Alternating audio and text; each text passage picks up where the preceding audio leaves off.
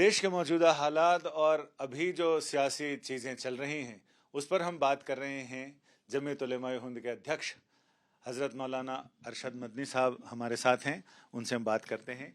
देश के पूरे हालात हाजरा पर आपकी निगाहदारी क्या कहती है? अब सारी दुनिया ये कह रही है, सारे हिंदुस्तान के अंदर, कि लोग इन हालात से मुतमईन नहीं हैं। यानी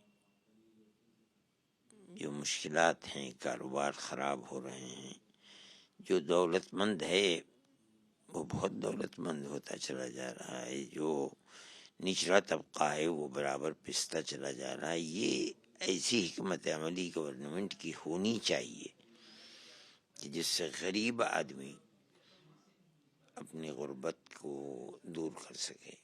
और अक्सरियत इन्हीं की होती है, दौलतमंद कितने होते हैं।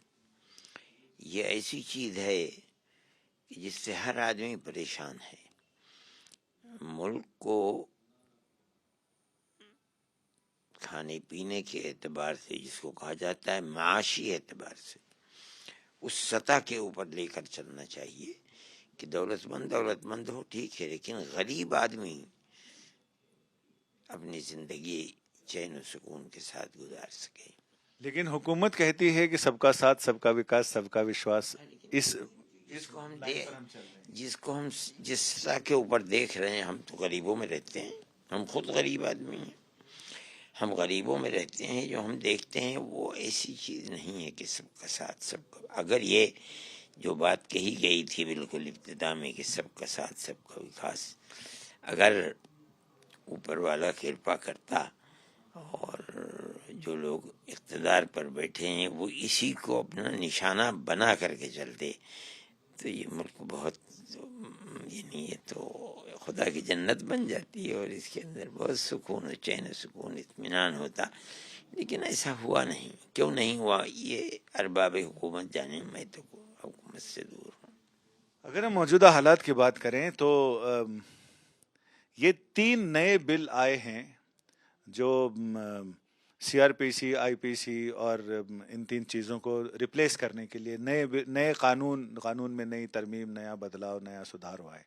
इसको लेकर आप क्या कहते हैं? क्योंकि कई लोगों का ऐसा मानना है, सियासी लोगों का भी मानना है और जो कानून से जुड़े हुए लोग हैं उन लोगों का भी मानना है कि इससे मुश्किलें हल होने के बजाय शायद परेशानी बढ़ेगी। तो आपका क्या इसमें जवाब है? मैं ये कहता हूँ कि क्या होता है ये तो आने वाले दिन बताएंगे, लेकिन जो तजर्बेकार लोग हैं वो लोग अगर ये कह रहे हैं कि इनसे परेशानियां बढ़ेंगी, तो गवर्नमेंट को उन लोगों को साथ लेना चाहिए, बैठकर एक मेज़ पर मशवरा करना चाहिए। और अगर मान लीजिए अपोजिशन ही ये कह रही है कि इन बिलों से नुकसान पहुंचेगा, तो गवर्नमेंट तो कोई बादशाहाना निज़ाम नहीं है कि जो बादशाह की ज़बान से निकल गया वो अमर है। तो ये है कि हम लोग हैं, हम ज़िंदगी गुजारते हैं। जो लोग ये कहते हैं कि हमें ये खदशात हैं, ये खदशात हैं, ये खदशात, उनको मेज़ पर बैठना चाहिए, बात करनी चाहिए।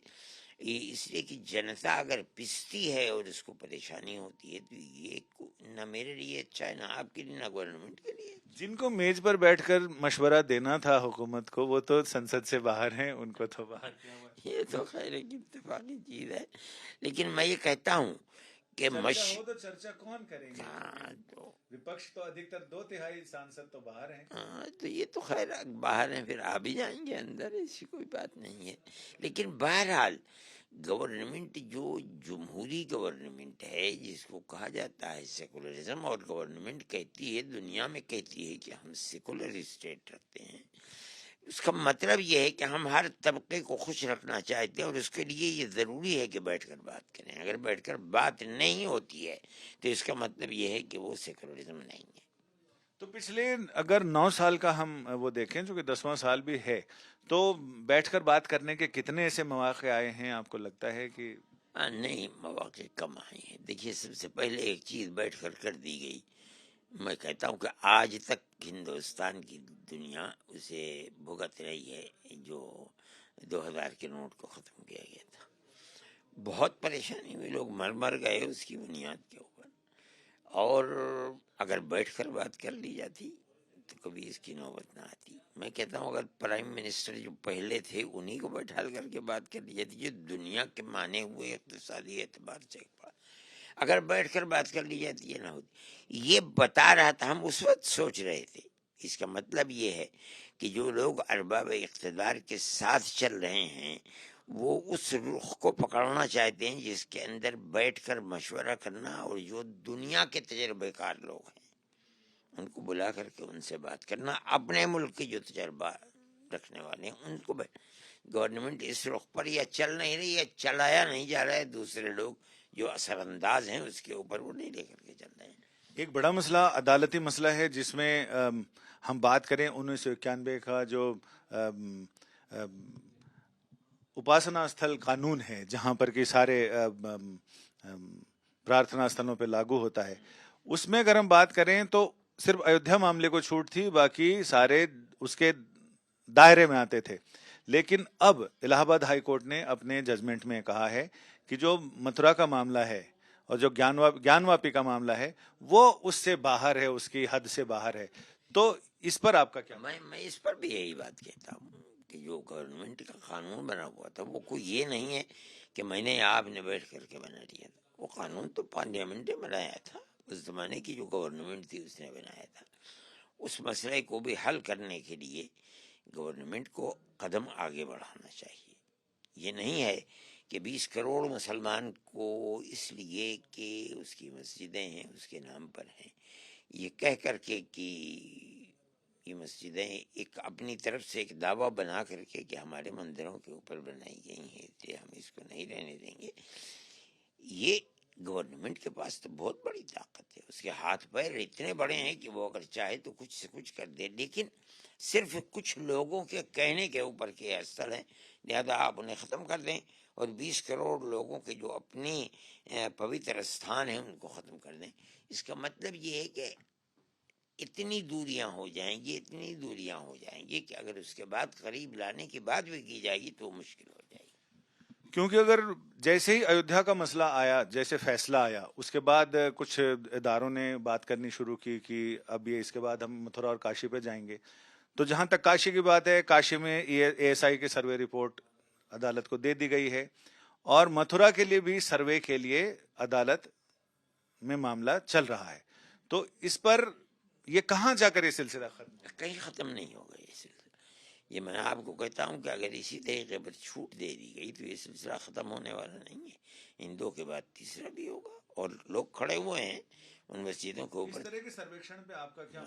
میں نہیں سمجھتا ہوں کہ کسی ایسے ملک کی حکومت کے لیے جہاں اقلیتیں بھی کروڑوں کی تعداد کے اندر رہتی ہیں، ان اقلیتوں کے حقوق کو ختم کر کے آپ ایسے مسائل کو لے کر آئیں جن سے نفرت کی سیاست بڑھتی رہی ہے، ملک کے لیے مفید نہیں ہے. آج نہیں اس کا اندازہ ہو رہا ہے، کل ہوگا، کل نہیں ہو رہا ہے، پرسوں ہوگا. ایک بڑا مسئلہ کامن سول کوڈ کا ہے جس پر حکومت کہہ رہی ہے کہ ہم اس کو لے کر تو ضرور آئیں گے. آپ نے بھی شاید اس میں کوئی خط و کتابت کی ہے، وپکشی پارٹیوں کو کوئی چٹھی لکھی ہے، تو کیا ہے وہ؟ میں تو ہمیشہ کہتے ہیں ہر مسلمان سمجھتا ہے کہ سول کوڈ ہمارا جو دستور بنا ہوا ہے اس دستور کے اندر ہر اقلیت کو اپنے نظریے اور وچار کے مطابق اپنے مذہب کے اوپر زندگی گزارنے کا حق ہے.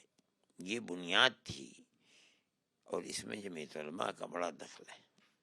اس لیے کہ جب ملک تقسیم ہوا تو ایک طبقہ یہ اٹھا کہ اب ہمارا ملک مذہبی ملک ہوگا، اس لیے کہ مذہب کی بنیاد پر مسلمان نے اپنا حق لے لیا.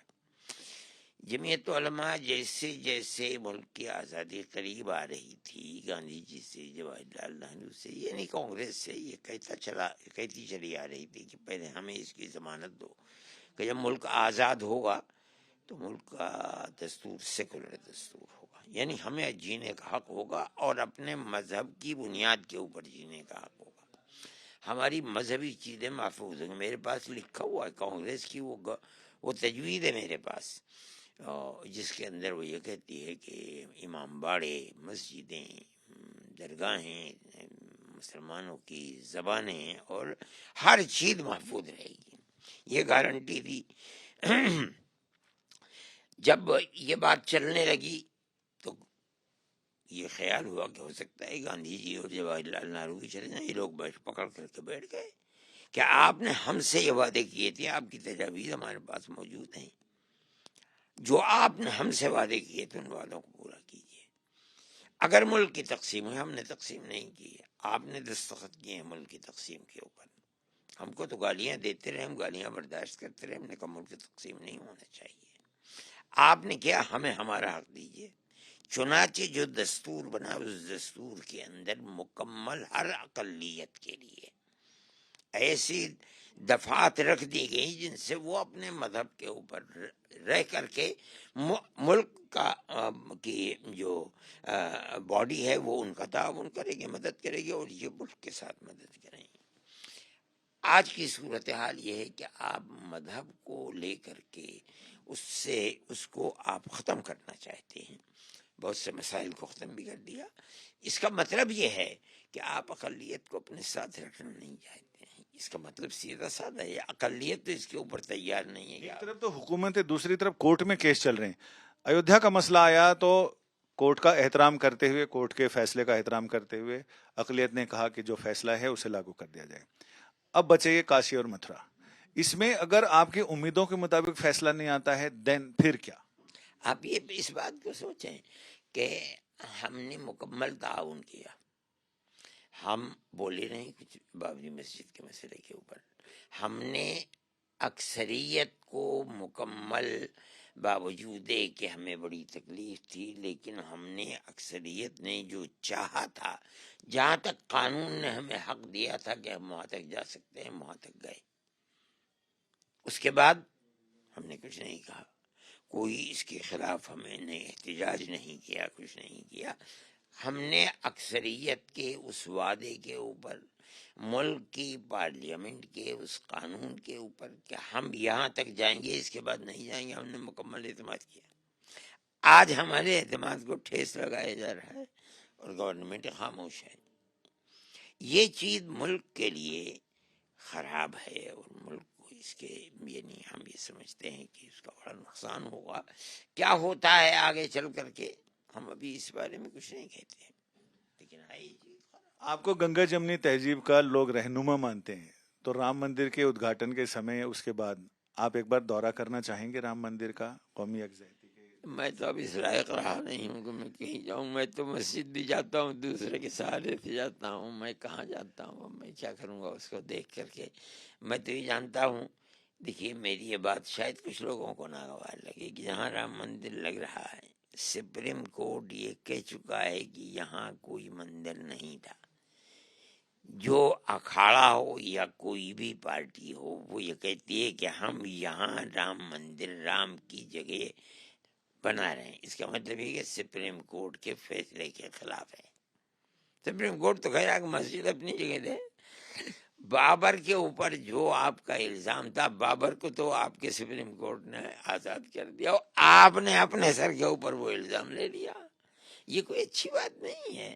مسلمان اس مسئلے کے اندر دیکھ رہا ہے سب کچھ اور خاموش بیٹھا ہوا ہے۔ آگے جو چیز ہوتی ہے وہ کل کو کیا صورت پیش آتی ہے اور کیا ہوگا، یہ میرا آخری سوال یہ ہے کہ رام مندر کا ادگھاٹن ہونے والا ہے، اور جن لوگوں پر مسجد بنانے، تعمیر کرنے کی ذمہ داری تھی، وہاں ابھی فاؤنڈیشن سٹون بھی لین نہیں کیا ہے، تو اس کو لے کر کیا کہیں گے؟ اتنی سست رفتاری کیوں ہے؟ یہ بالکل غلط ہے۔ ہماری مسجد، بابری مسجد ہماری مسجد تھی، اس کے علاوہ ہم اپنی کسی مسجد کے بنانے میں گورنمنٹ سے 2 پھوٹی کوڑی بھی لینے کے محتاج نہیں ہیں۔ ہمارے پاس ایسے لوگ ہیں جو ایک ایک آدمی 2 10 10 کروڑ روپیہ خرچ کر کے مسجد بنا سکتا ہے، اور روزانہ مسجدیں بنتی ہیں۔ ملک کی تقسیم کے بعد میں اگر 1000 مسجدیں ہیں تو اب 50,000 مسجدیں بنی ہوئی ہیں، اس لیے ہمیں اس کی ضرورت نہیں ہے۔ وہ لے لے اور اس کے بدلے میں ہمیں زمین دے، ہم تو اس زمین کو ٹھوکر مارتے ہیں، ہمیں تو کوئی زمین کی ضرورت نہیں۔ جو 5 ایکڑ زمین ملی جس پر دھنی پور میں مسجد بنائی جانی تھی، تعمیر ہونی تھی، وہ ابھی تک رفتار بہت سست۔ نہیں وہ کچھ بھی نہیں ہے، کوئی بناتا بھی ہے تو مسلمان اس کے منہ بھی تھوکے گا کہ تم نے گورنمنٹ سے لے کر کے بنائی۔ ہمارے مذہبی استھل کوئی گورنمنٹ بنائے، ہم نہیں اس کے لیے تیار ہیں۔ ہم تو یہ کہتے ہیں کہ ہمیں بنانا ہوگا جہاں چاہیں گے ہم وہ مذہبی مسجد بنا لیں گے. ہم آپ کی محتاج توڑیں گے. آپ ہمیں 5 ایکڑ زمین دیجیے مجھے, ہمیں کوئی ضرورت نہیں. آپ کا بہت بہت شکریہ. یعنی مولانا نے صاف کہا کہ ہم اس کے محتاج نہیں, مسجدیں تو بہت ساری بن جائیں گی, بس حکومت اتنی مہربانی کرے کہ ہمیں سکون سے رہنے دے. کیمرہ مین کرپال سنگھ کے ساتھ سنجے شرما, دلی آج تک.